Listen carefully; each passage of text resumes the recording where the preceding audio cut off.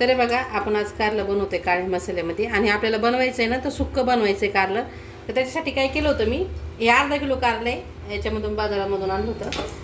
तर अर्धा किलो कारलं मी कट करून घेतले आणि ज्या मोठ्या मोठ्या बिया होत्या त्यातल्या काढून घेतल्यात आणि ज्या बारीक होत्या म्हणजे अशा खायसारख्या बिया आहेत त्या ठेवल्यात, कारण बियाची चव पण भारी लागते त्याच्यामुळं त्या पण ठेवून घेतल्यात. आपल्याला याच्यामध्ये काय करायचं आहे आता, कारलं कडू लागू नये म्हणून त्याच्यामध्ये आपल्याला घालायचं आहे लिंबू.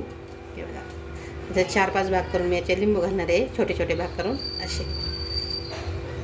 एक लिंबू घालायचं आणि एक तांब्या पाणी घालून मीठ घालून याला शिजायला ठेवायचं आहे. हे बघा, पाणी मीठ एक तांब्या पाणी घालते. एका तांब्या पाणीमध्ये आपलं कारलं मस्तपैकी छान असं शिजून निघणार आहे.